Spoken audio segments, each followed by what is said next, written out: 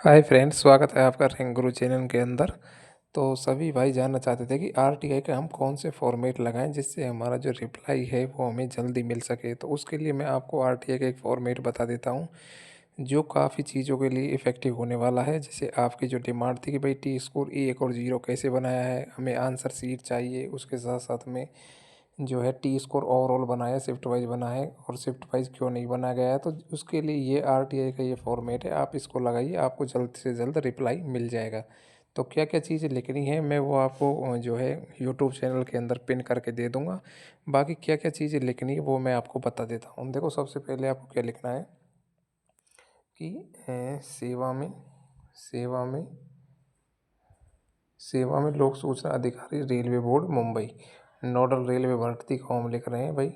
Nodal agency जो हमारी है मुंबई थी, उसको हम ये जो है आरटीआई डाल रहे हैं कि विषय क्या डाल रहे हैं कि हम जो है एप्टीट्यूड टेस्ट से संबंधित जानकारी हेतु सूचना का अधिकार अधिनियम 2005 के अंतर्गत आवेदन अपन इस चीज़ का कर रहे हैं।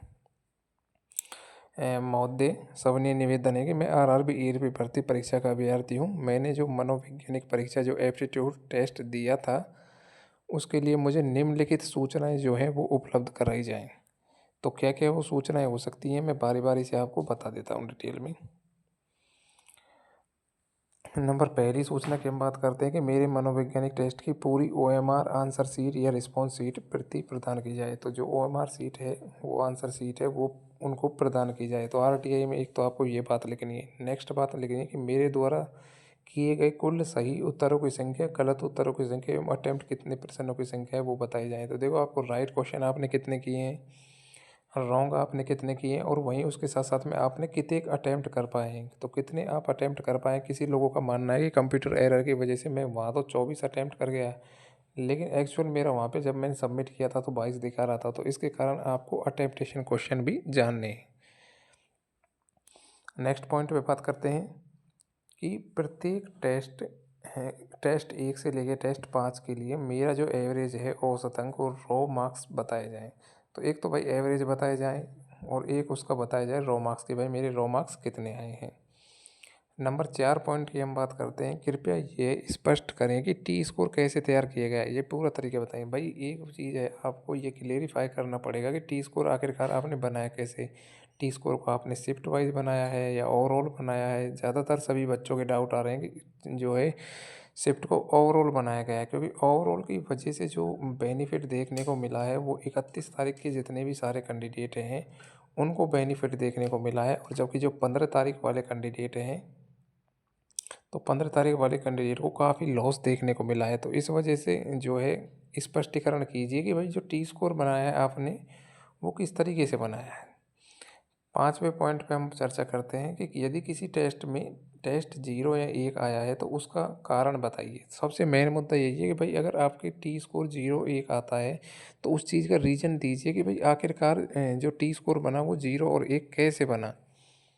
क्या टी स्कोर 0 और 1 पॉसिबल हो सकता है, और अगर हुआ है तो वो किस प्रकार हुआ है, एक बार हमें क्लेरिफाई करें।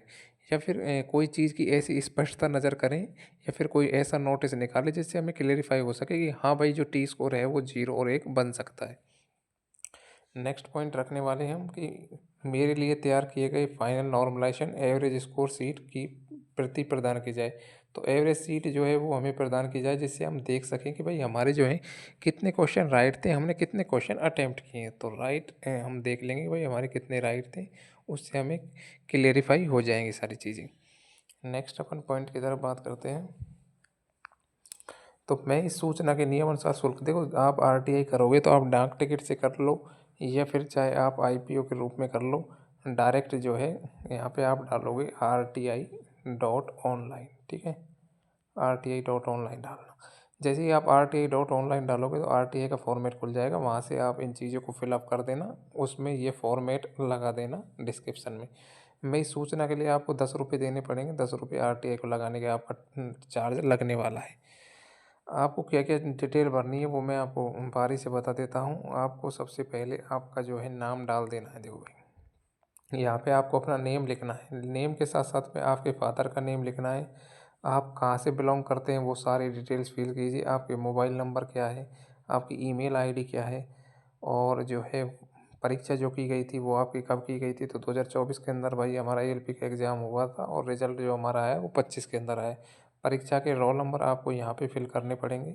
एप्लीकेशन जो आपके रजिस्ट्रेशन नंबर थे वो यहाँ पे लगेंगे और किस दिनांक को आप आरटीआई लगाना चाहते हो वो आपको ये फिल करनी पड़ेगी। साथ में जो नीचे है वो आपके जो है सिग्नेचर होने वाले हैं, तो सिग्नेचर आप लास्ट में करके इस फॉर्मेट को भर दीजिएगा और आप जो है आरटीआई को फिल कर दीजिएगा। पूरी डिटेल्स हैं ऊपर ही ऊपर। सबसे पहले आपको चुनना है नोडल एजेंसी मुंबई को चूज़ करना, उसके बाद में आरटीआई में जो भी इन्फॉर्मेशन आती है सभी फॉर्मेट को चूज़ करके भर देना। ठीक है फ्रेंड्स, ये रहने वाला है आपका आरटीआई का फॉर्मेट। बाकी मैं जो है यूट्यूब की लिंक में पिन कर दूंगा, वहाँ से आप जो है सीधा फॉर्म उठा के डायरेक्ट जो है अपनी डिटेल फिल करके वहाँ पे डायरेक्ट कॉपी पेस्ट मार देना। जय हिंद फ्रेंड्स।